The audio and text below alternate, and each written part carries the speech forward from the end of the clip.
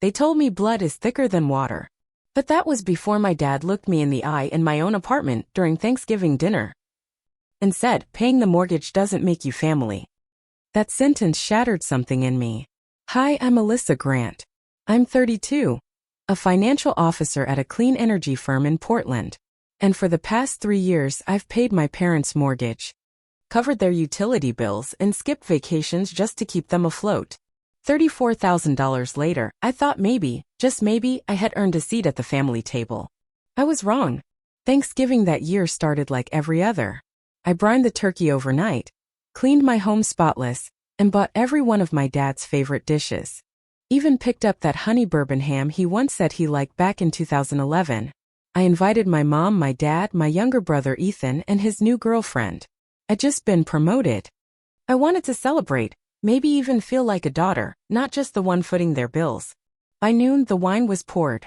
The table was set.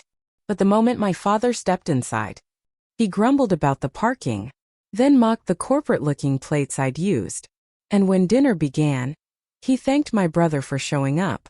Not a word about the food, the home, me.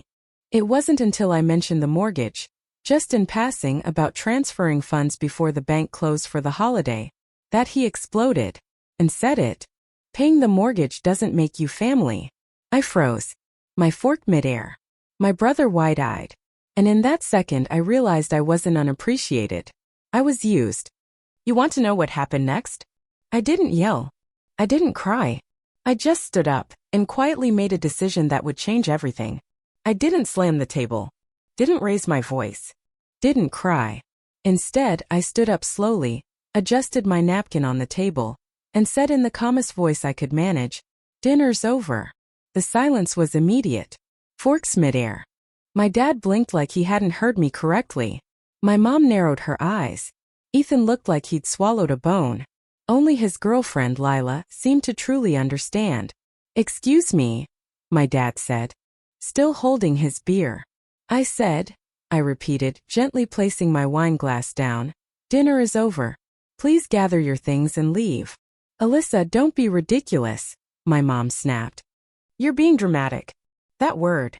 The same word she used when I cried after she forgot my piano recital. When I asked why Ethan got a car for graduation and I got silence. When I asked if she was proud of me and she said, "Why wouldn't I be?" "You're not in jail, are you?" My voice didn't shake this time. No one insults me in my own home and stays for dessert. "You're seriously doing this over one comment?" Dad's tone shifted to condescending. "Grow a thicker skin, sweetheart." I walked into the kitchen, pulled open the drawer, and grabbed the remote to the smart thermostat. "Effective tonight," I said, holding it up. "I'm ending all support. Mortgage, utilities, internet, insurance. Everything." "That's not funny," my mom whispered. "I'm not joking." Ethan stood up. "Alyssa, let's just take a breath. You don't mean this." "I mean every word." I looked at him, at the brother who hadn't chipped in a single cent, but never got called dramatic. "You want peace? Pay the bills. You want family? Show up when it matters." My dad's face went red. He stood too, knocking his chair backward. "You ungrateful little." I pressed the thermostat. The heat dropped to 62. The silence that followed was sharper than any yell. One by one they left. Mom in angry tears. Dad muttering something about how I'd regret this. Ethan avoiding my eyes. Only Lila paused at the door. "I'm sorry," she said softly. "For what it's worth. I think you were the only adult in that room." The door clicked shut behind them. And just like that, my apartment was quiet again. The turkey untouched. The sweet potatoes still warm. But something in me had turned cold and settled. I didn't sleep that night. Instead, I sat at my desk, lit by the warm glow of the lamp, opening accounts, clicking cancel buttons. Mortgage terminated. Utilities, removed payment method. Insurance, contact support. Remove name. Done. Each confirmation email felt like a weight off my chest. Each step, a small act of liberation. Funny how it started. No one ever asked me to take on the bills. Not directly. It began quietly. My dad had just taken early retirement. They said the company was downsizing. My mom mentioned the electric bill might be overdue. So I stepped in. One payment turned into two. Then the mortgage. Then the internet. Then silence. Each month, a new oops, we forgot again notice landed in my inbox. And every time I told myself, asterisk, it's okay. They just need time to get back on their feet. Asterisk. I thought maybe, just maybe, if I kept helping, they'd see me as more than just the responsible one. Turns out I wasn't a daughter to them. I was a safety net. I opened a new Excel spreadsheet, ironically the same word I'd set as my fake emergency code with Lila, and typed, financial independence, restart. The next morning, I woke up to 27 missed calls, 16 voicemails, 41 text messages. The last one read, I hope you're proud of yourself. Your father is sick over this. We're freezing. But I guess your career matters more than your family. I deleted it. At 10 a.m., I walked into my office like nothing had happened. Pressed the elevator button. Smiled at the receptionist. But something inside me had shifted. I wasn't afraid anymore. Wasn't apologizing for breathing too loudly or for earning more than the men in my family. And I had no intention of going back. At lunch, my phone buzzed again. Unknown number. I let it ring. Then another. This one a voicemail. From my dad. Alyssa.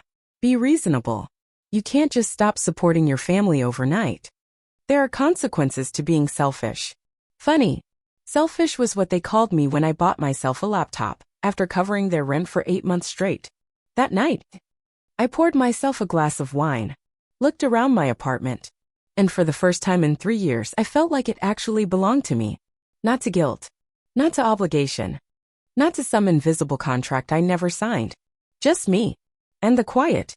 But quiet can be dangerous. Because in the silence, truth has space to speak. And what I heard was this. They never saw me. Only what I could do for them. I think the first time I realized I wasn't seen. I was maybe 9. My science fair project won second place. I ran home holding the ribbon. Mom was on the phone. Dad waved me off. Put it on the fridge, he said. It stayed there for 2 days until Ethan's soccer photo went up. Mine disappeared. I never brought home a ribbon again. I stopped trying to earn their praise. But somehow, I never stopped trying to earn their love. Now, they're about to learn what happens when the person you rely on walks away. It started with the voicemails. Then came the emails. Then they showed up in person. Monday morning, I was in the middle of a client pitch when the front desk rang my extension. Alyssa, there's a Mr. and Mrs. Grant here. They say it's urgent. Family emergency. My blood turned cold. I stepped into the hallway, heels clicking like warning bells on polished tile. They're in the lobby? I asked, voice low. Yes, Diane, a receptionist replied. They're refusing to leave. Security's been called, but I thought you should know. I shut my eyes. Then opened them. Don't let them up. This is my workplace, not a battlefield. And yet, even as I said it, something in me ached. Because for a moment, I wasn't 32. I was 15 again. Getting called ungrateful for asking for space to breathe. For saying, please don't yell at me in public. Back then, they called it disrespect. Now they call it betrayal. But really, it's just me trying to grow up in a house that never let me. I returned to the meeting, finished my slides, closed the deal. But I couldn't tell you what I said. My head was still in that lobby. Still stuck on the fact that even now, they didn't understand what boundaries were. By noon, my manager Jeremy called me into his office. He kept his voice kind. Casual. Security said your parents caused a scene. Everything okay? I offered a hollow smile. Just complicated family stuff. I'm really sorry. He leaned back, crossing his arms.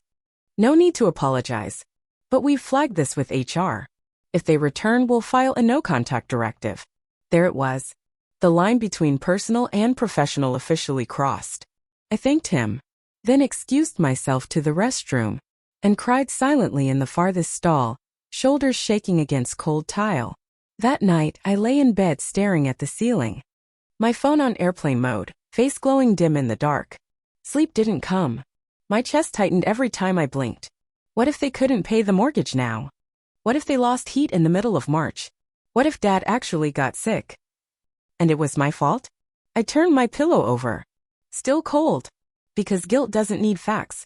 It just needs a whisper in your own voice. Tuesday morning came with new texts. This time from extended family. Aunt June. Your mother hasn't eaten in days. She's so hurt. Uncle Pete. Your dad said you embarrassed him in front of Lila. How could you? Cousin Mark, who once sold me a used microwave that sparked, wrote. Wow. Really? They raised you? I stared at the screen. Jaw clenched. Raised me? No. They raised Ethan. I raised myself. That afternoon, I received an automated email from the bank. Alert! Mortgage account number 2193 has missed its scheduled payment. Immediate attention required to avoid foreclosure proceedings. I had removed my name 3 days ago, yet still the sting was there, as if the system itself wanted me to feel it. Amber called that evening. I almost didn't answer, but something in her timing always felt psychic. You okay? She asked. I don't know, I said honestly. I feel awful, but also relieved, which makes me feel worse. She was quiet. Then, you can love someone and still recognize when they're bleeding you dry. I just didn't think it would go this far. They showed up at work. Let them face the reality you carried for years. A pause. Do you want me to come over? No, I said. I just needed to hear someone say I'm not crazy. You're not crazy, she said. You're just finally done being the only adult in a broken family. That night, I found an old birthday card tucked in the back of my bookshelf. From Dad. Thanks for handling the bills this month. You're a lifesaver. Happy birthday, I guess. No signature. No warmth. Just utility dressed as gratitude. I stared at it until my eyes blurred, then threw it into the recycling bin. I wasn't keeping proof of neglect anymore. Wednesday morning brought something unexpected. A Slack message from Jeremy. Hey, leadership saw your client retention numbers. Great work. Don't let personal storms distract you from what you're building here. I stared at the screen for a moment, then typed. Thank you. That means a lot. Because it did. In a world where my own parents questioned my worth, my job quietly reminded me that value wasn't something you had to beg for. That evening, I walked the neighborhood. No music. Just wind and my breath. Passing strangers on porches, toddlers playing hopscotch in driveways. And somewhere, the faint smell of dinner through a screen door. I found myself envying them. Not for the food, but for the normalcy. The lack of explosions over utility bills and cranberry sauce. When I got home, my phone buzzed again. Unknown number. Hey, it's Lila. I blinked. Hope it's okay, I reached out. I've been thinking a lot about what happened. Your parents came to Ethan's. They were furious. But I told him you weren't wrong. He didn't like it. We argued. I left. Then another message. What you did wasn't cruel. It was necessary. And honestly, I wish more people had the courage to do what you did. I sat down on the edge of my bed, phone in hand, staring at her words. Finally, someone saw it. Someone saw me. It was Thursday morning when my phone rang again. This time it wasn't a guilt-ridden relative or a blocked number. It was my bank. Ms. Grant, we're calling to confirm the final closure of your recurring mortgage payment to Mr. and Mrs. Grant. Since you're no longer associated with the account, would you like us to remove all future correspondence? I almost said yes, but something in me said no. Not yet. I needed to see what happened next. Later that afternoon, Ethan called. I hesitated for a moment before answering. The last time we spoke, he told me I was cold, that I was overreacting. But now his voice was different. Softer. Quieter. Tired. Hey, can we meet? We met at that old coffee shop on 5th Street. Neutral ground. He was already there when I arrived, hunched over a chipped mug, staring into his drink like it might explain the universe. I sat down. He looked up, eyes rimmed red. They're losing the house. I didn't respond. Just nodded. I didn't know how bad it was, he admitted. I thought you were helping a little, some bills. Groceries. I didn't know it was everything. His voice broke on the word. Why didn't they tell me? I took a deep breath. Because if they did, they'd have to admit they were dependent on me. And that would shatter the fantasy. He didn't deny it. They keep blaming you. Saying you ambushed them. Saying it's cruel. I set my coffee down gently. What do you think? He was quiet for a long time. I think you were the only one telling the truth. He leaned back, rubbing his face. I tried to help. I covered the internet bill. paid the water. But Dad's furious. Said I was betraying the family by siding with you. He told me to leave if I wasn't willing to defend the unit. I scoffed. It's not a unit if one person is footing the entire foundation. Ethan gave a half laugh, then stared out the window. Do you hate them? That caught me off guard. No, I said honestly. I hate what they expected of me. I hate what they refused to see. I paused. But hate takes too much energy. I'm done. That night, I received a message from an unknown email address. Subject line, from Mom. Alyssa. I know you probably won't read this, but I need to say it anyway. We didn't ask for your help. You gave it, but we came to rely on it. And somewhere in that, we forgot you had limits too. I'm not saying we were right. I'm saying we were scared. I'm sorry if we made you feel like you didn't matter unless you were giving. You always mattered. We just didn't show it. I read the email 3 times. Not because I believed every word, but because it was the first time she acknowledged that I had limits. The next morning, Ethan texted again. Dad says he's done trying. Mom's quiet. They're talking about Arizona. Aunt Colleen might let them stay a while. I replied, that's good. A reset might help. Then he followed up with something I didn't expect. You were right. We didn't need your money. We needed to grow the hell up. That was the closest thing to an apology I was ever going to get. And for now it was enough. That weekend I decided to cook. Not for them. For me. I lit candles, turned on old vinyl, pulled out the good plates. Amber came over. Lila too, yes, the same Lila who had once sat silently at that Thanksgiving table, watching it all implode. Now she brought flowers. No obligation. No expectation. Just kindness. Midway through dinner, Amber raised her glass. To the moment you realize you don't have to earn love by suffering. We all clinked.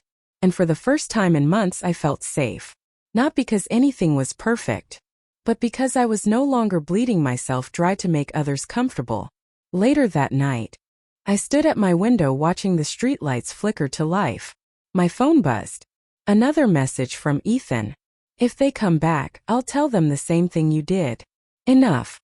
And just like that, the silence that once haunted me now felt like space. Not absence. Freedom. The letter came on a rainy Tuesday. Plain white envelope. No warning. Just notice of foreclosure. 30 days to vacate. The house I spent 19 years trying to feel at home in now belonged to the bank. It was surreal. Not because I didn't see it coming, but because it felt like something symbolic was being repossessed too. Like I was finally being evicted from a family I had never truly been allowed to belong to. I didn't hear about it directly from my parents. No calls. No apology. Just silence. But of course, the cousins came calling. How could you let this happen? Do you know what kind of shame this brings on the family? They're your parents. They gave you life. As if breathing oxygen was a lifetime transaction.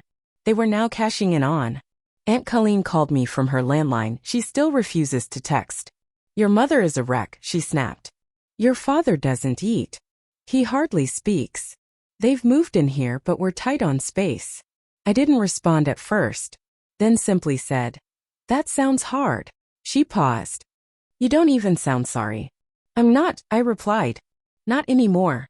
That night, while scrolling mindlessly through my old inbox, I found an email from a name I hadn't seen in years. Eleanor Jameson. She worked at the library with my mom. Soft voice.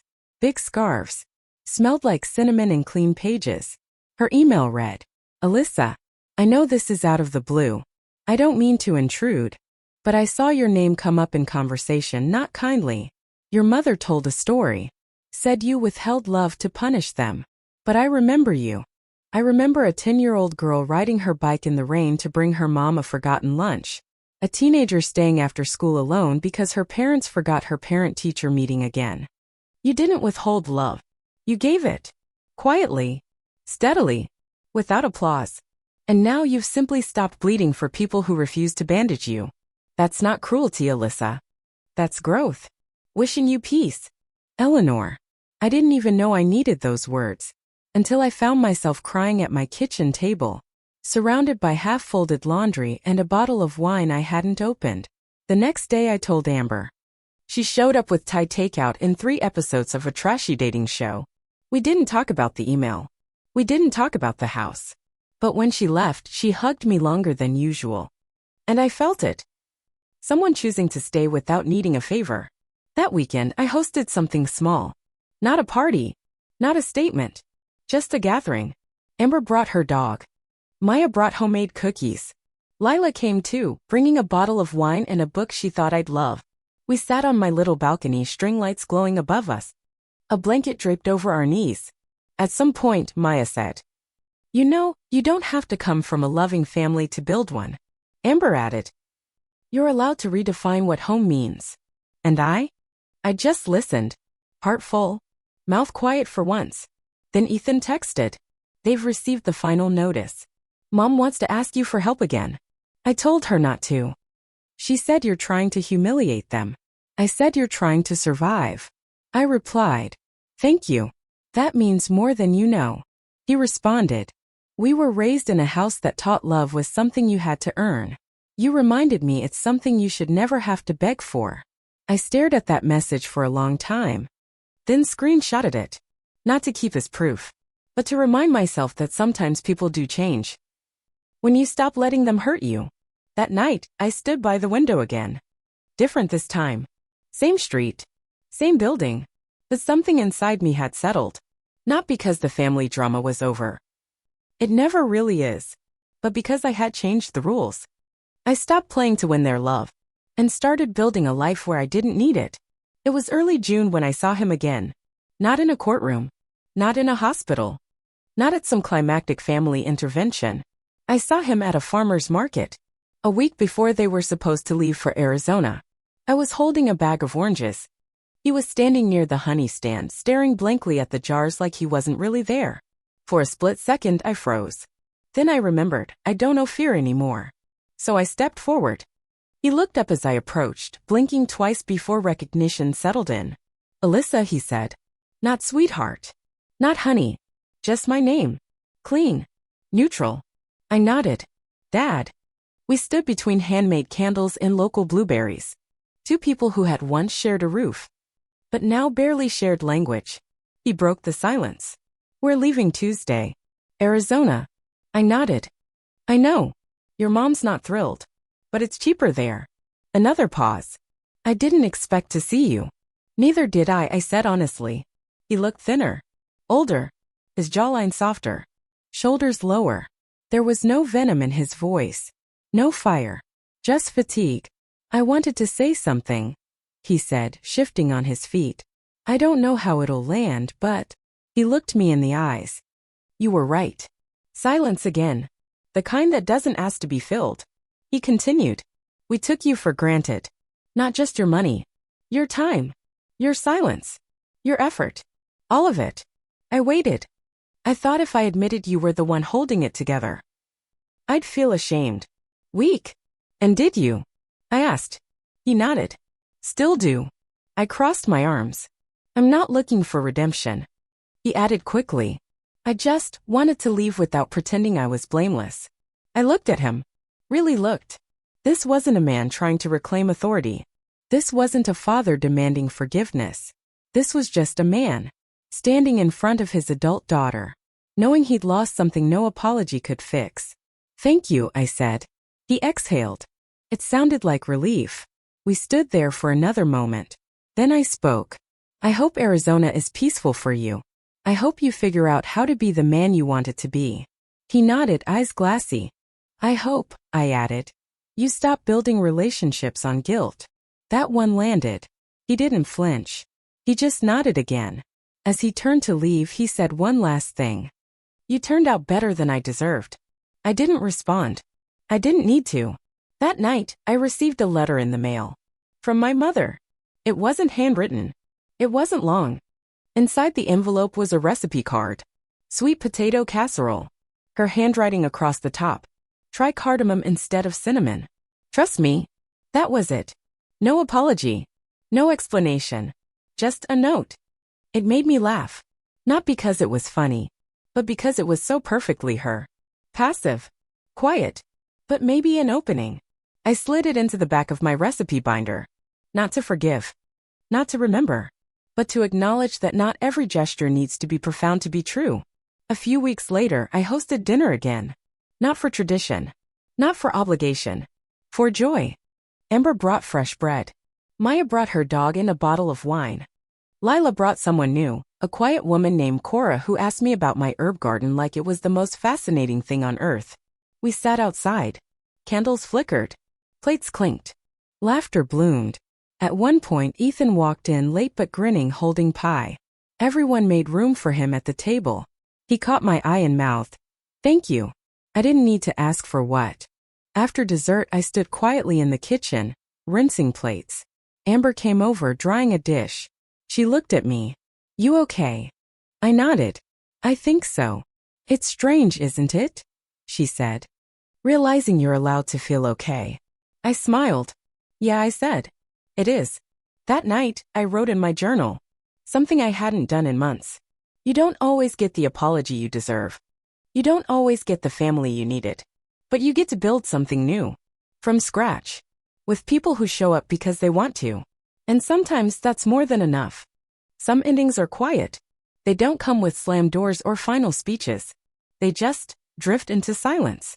And somewhere in that stillness, something inside you exhales for the first time in years. That was how it ended with my parents. Not with forgiveness. Not with dramatic reconciliation. But with acceptance. And a casserole recipe. For a long time I thought healing meant rebuilding. Restoring what was broken. Smoothing over every crack. Making it look like nothing ever happened. But now I know that sometimes healing means walking away from the fire instead of running back into it with a bucket. It means letting some things burn. Because not everything deserves to be saved. I still get the occasional text. A forwarded meme from my mom. A weather update from my dad, like I live under a rock. I don't always respond. Sometimes I do. But not because I want to fix things. Because I've learned how to engage without bleeding. Because I finally have boundaries that aren't just theory. They're lived. Enforced. Chosen. Ethan comes by every other Sunday. We cook. We talk. Sometimes we don't. But when he leaves, he always hugs me twice. Like he's saying thank you. And I see you now. In a language we never learned growing up. And maybe that's enough. I still volunteer on Thursdays. Teaching basic financial literacy to teens aging out of foster care. And every time one of them looks up from a spreadsheet and says, "Wait, I can do this?" I remember why I started. Not because I'm trying to prove something, but because I know what it feels like to survive without a net. And I want someone else to learn to fly before they're thrown. I've stopped measuring love by who calls on holidays. Stopped counting who shows up only when they need something. Now I measure love by the people who bring you tea when you don't ask. Text you. Made dinner. Come over. Don't flinch when you say, "I can't do this today." That's family. Not the ones who share your DNA. But the ones who share your table, your boundaries, your peace. I used to think family was where you came from. Now I think it's where you're safe enough to cry. And still be seen as strong. Where no one keeps score. Where "I'm tired" is met with a blanket, not a guilt trip. Where love doesn't require a receipt. And maybe, just maybe, that's what family has always been. Not who you're born to, but who stays soft when the world tries to harden you. So if you're watching this right now, and you've been the one holding it all together, while no one thanks you, while no one even notices. If you're the one with the quiet strength, the invisible labor, the bruised heart and the polite smile, let me say this clearly. You don't have to earn love by suffering. You don't have to buy your seat at the table. And you are allowed, completely allowed, to say, enough. If you've ever walked away from people you loved, because they made you small just to keep themselves whole, drop it in the comments. You're not alone. And if you're still trying to decide whether it's time, take this as permission. From someone who waited too long. Choosing peace is not betrayal. It's survival.